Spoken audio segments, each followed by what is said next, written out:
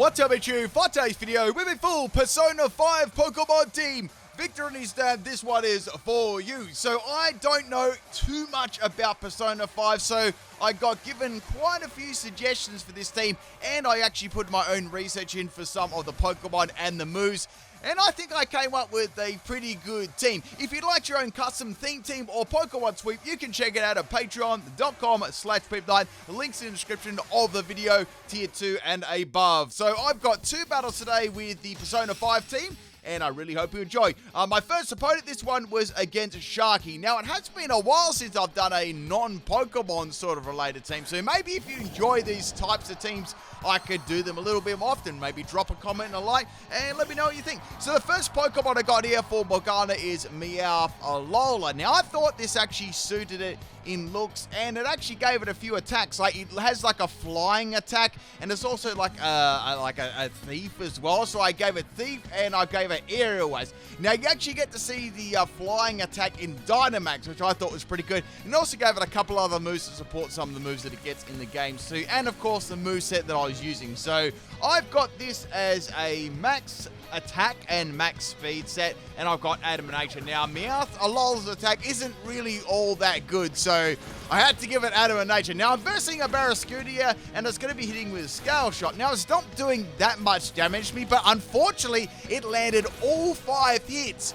Like right at the start, I'm like, man, that was so unlucky. But at least I got some thief damage on the Barraskewda. Now, the idea is to get my Focus Sash used up and then go for a thief and steal their item. And it's my most strongest attack too, which is saying something. So we're going to swap into Ninetales now.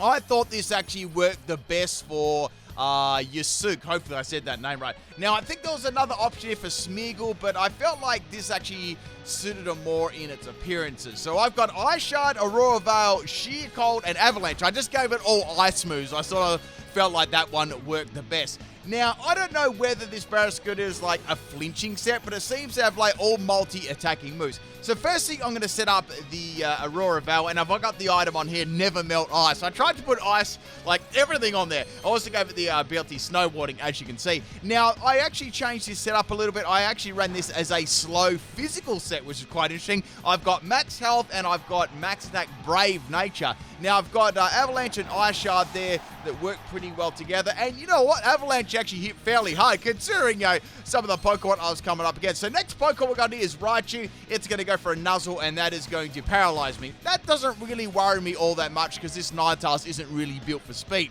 It's more built for bulk, or built for comfort. So we got this Ninetales here. It's going to get hit by a Thunder Shock. So it's going to get hit by Nuzzle, then Thunder Shock. I'm not sure what sort of set this Raichu is, but I know it's definitely a troll set. Now, I know that I can probably hit, like, one hit this nearly with Avalanche, and it's going to be popping out a Focus Mist. That's going to do nothing thanks to the Aurora Veil on the field, which is going to be very, very good. So throwing a little bit of ice cream there on the Raichu. It actually really does look like ice cream, and that is going to be the end of that. So pretty good start to the battle here. I've only lost my Meowth. Now, I wasn't running any extending items, so the hail didn't really last very long either. Next Pokemon to come in is going to be Ho-Oh, and I was a little bit worried about this. I was like, well, since I'm paralyzed, let's go for Ice Shard. It's priority, I'll go first, and I got paralyzed. I'm like, okay, it is what it is, right? And I'm going to live an Ancient Power. So like, okay, cool, I can get another Ice Shard off. I can also see that it's got Life Orb too. Unfortunately, Yasuke is going to get paralyzed 2 turns in a row.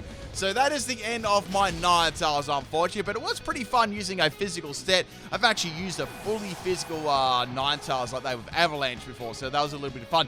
So next Pokemon I'm going to bring in is going to be, hoping I'm saying these names right, Ryuji, hopefully that's right. Now this actually had a lot of electric types of attacks, so I gave it Thunderbolt and I gave it Thunder Punch for a mix attacker, and I also gave it Lightning Rod as well. I thought that sort of suited the persona, I guess, correctly. And we got an Ancient Power Ho-Oh here doing a lot of damage, and then it got an Ancient Power Boost, which is going to give it a +1 and everything. I'm like, uh-oh, this is very, very bad.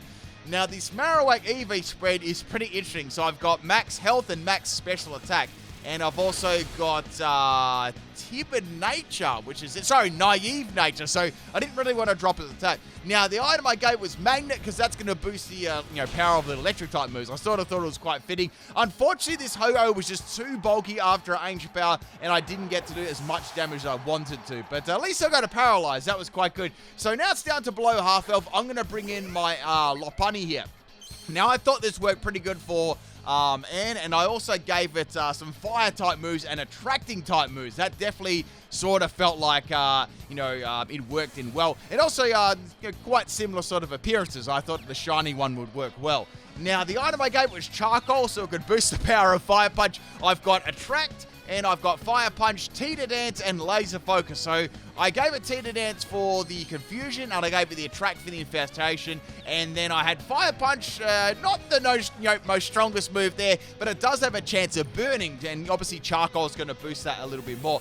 This was more of a bulky set as well, not so much a physical attacker. I gave it Max Health and Max Special Defense, so very, very bulky. And also gave it Laser Focus too, so it had a chance of critting. Unfortunately, since Fire Punch was my only attacking move, Ho-Oh was resisting this really, really well. I was actually able to get around the Ancient Power boost, but it just really wasn't doing a lot of damage. In fact, the Life Orb actually really helped me, taking out the Ho-Oh there. So that is enough for the Ho. Thank goodness that was almost going to sweep my team. I'm very glad that I got a Paralyze with the Marowak. Next Pokemon's going to be Swampert. Once again, I know that Fire Punch isn't going to do that much damage, so I thought, let's go for Attract here and use that to my advantage. So now the Swampert is going to be infatuated with that nice little love heart there, and it's going to go for a Screech. So I'm like, okay, I really, really don't want to get hit by a physical move, because Screech is going to drop my defense by 2, and I'm not running any real bulk in defense at all. So going for Teeter Dance there, so I can get the Infatuation going and the Confusion at the same time, which will be very, very handy. As for Fire Punch, I don't think it's going to do very much damage at all. I feel like it's probably going to be at least 10 hits to take it out or more. Now Swampert's going to go for a second Screech, which is going to give me a -4 in defense.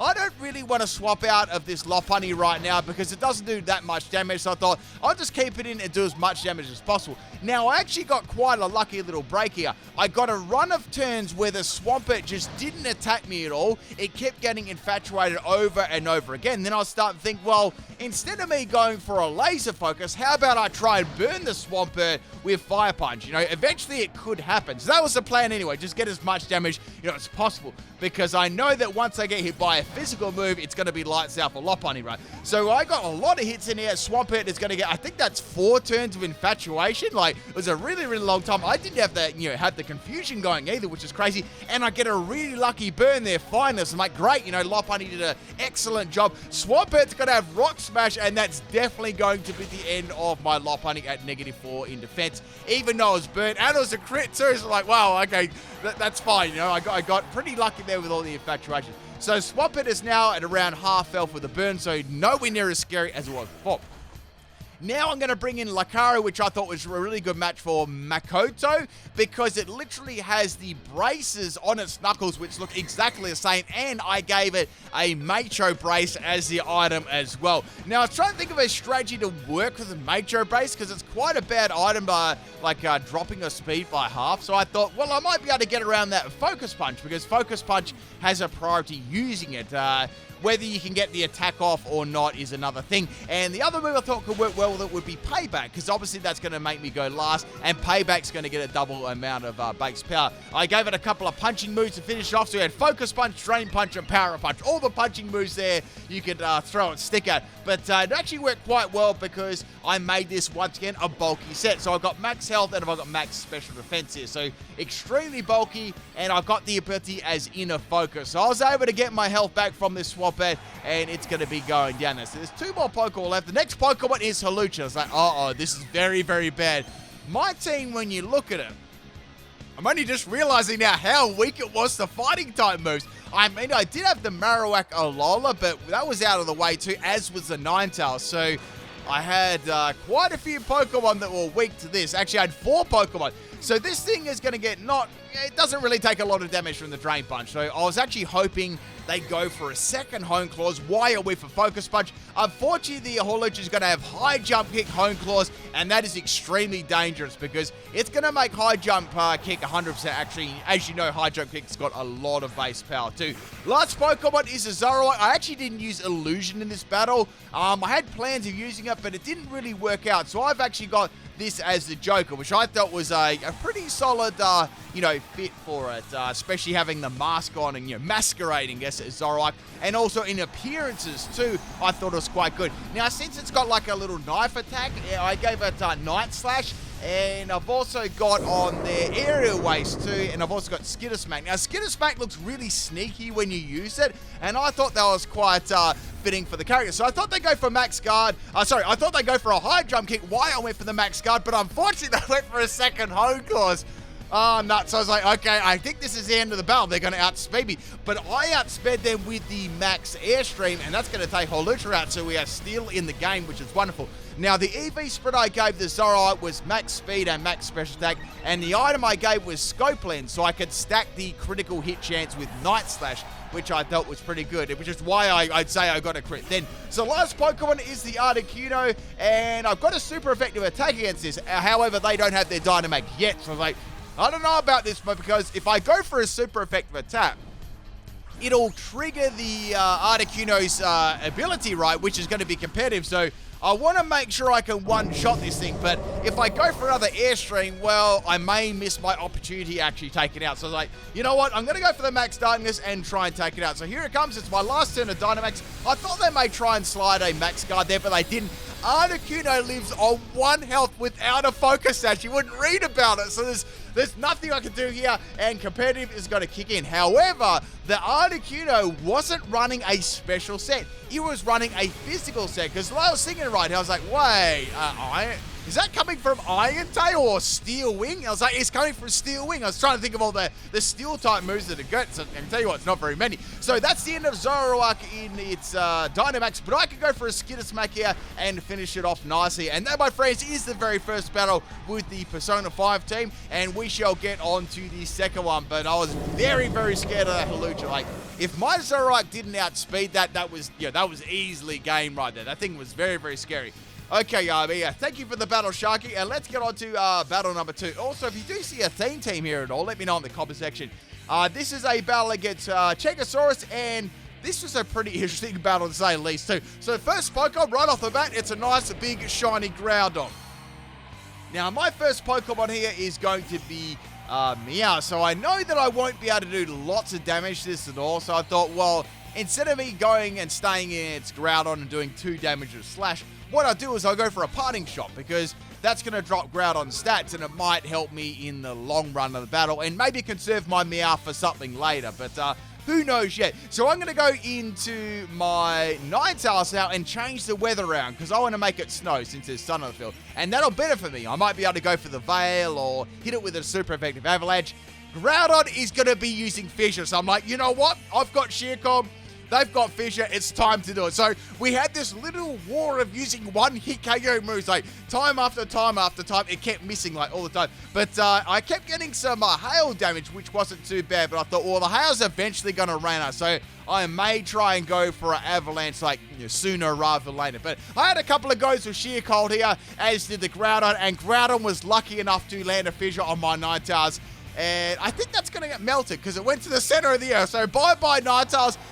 Literally, that was just the game of luck right there. The only thing about Avalanche, it wouldn't have done a lot of damage to Groudon because, 1, Ninetales Alola's attack stat is trash, and 2, Groudon's defense stat is really, really high. So I thought, okay, I got to take this thing out. Let's go for a Teeter Dance. Maybe Groudon can hit itself in Confusion. Since it's got such a good attack stat, it's pretty, it's going to do like a pretty good amount still. And then I might be able to hit it with a Fire Punch to do 3 damage. So here comes Scary Face, which is interesting. You don't get to see Scary Face very often. Unfortunately, it's going to drop my Lopunny's speed. So that is going to be the very last turn of the Hail too, since I've got Never Melt Ice on there. And I get a little bit of extra damage there with the Confusion on the first hit, so that's very, very good. I'm going to go for Laser Focus here because I need to get some sort of decent damage on the Groudon.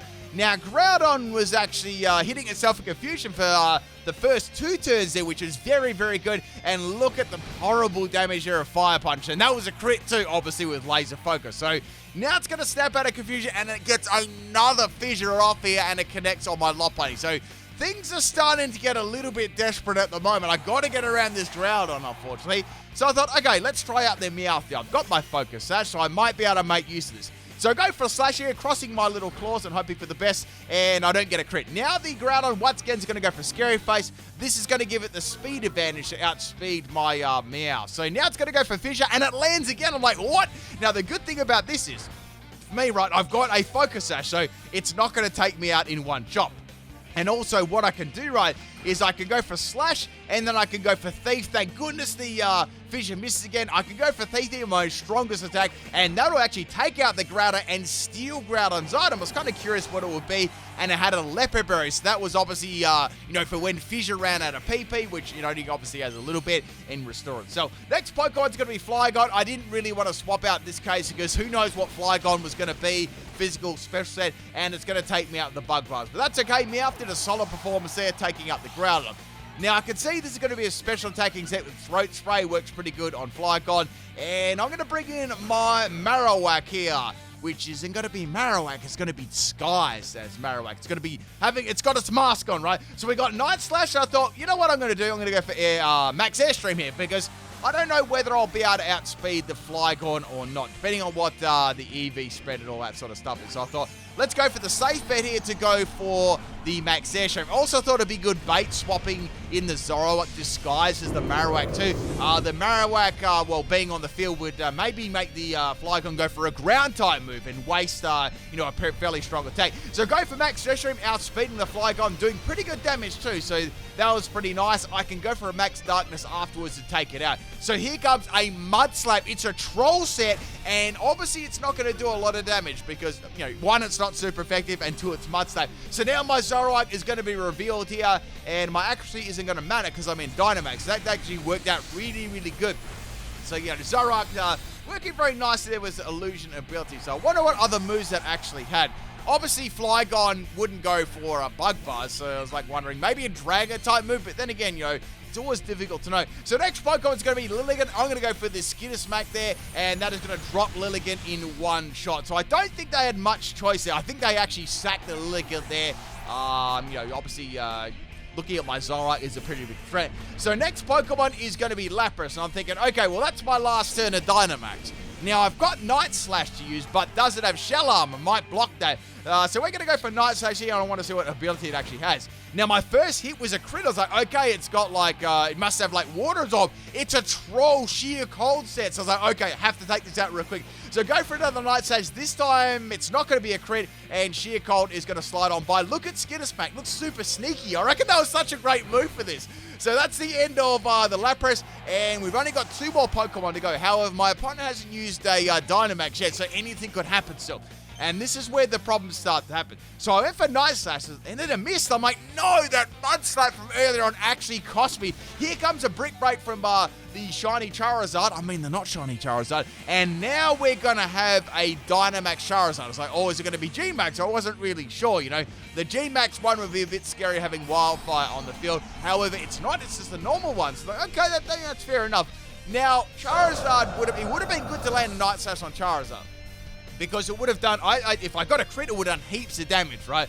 So I just got to go for Night Slash again, and it does obviously very underwhelming damage due to the, Dynamax and no crit. So now Charizard is going to go for a Max Knuckle, and it's obviously a physical set, so I'm in a lot of problems here because my last Pokemon is going to get dropped by a fighting move, which is Lucario. So I thought to myself, what I should do here is swap in Lucario, and that'll be the bait for a Max Knuckle. Quickly swap it out and then go into Marowak, and that'll stall out another turn of the Dynamax. And then what's Charizard going to do to me? Max Flare, can't use Max Knuckle. It's got a flying type move. I feel confident I can take that one as well. Not very well, but I feel like I can take it, reasonably well, and then maybe I can get around it. I wasn't really sure at the moment, but that was the best thing that I could do at the moment. So obviously we got the Sun up on the field. I'm going to go for Thunder Punch here in hopes that I get a Paralyzed. Didn't happen, and that is the end of Charizard's Dynamax. So I successfully stalled the Dynamax out.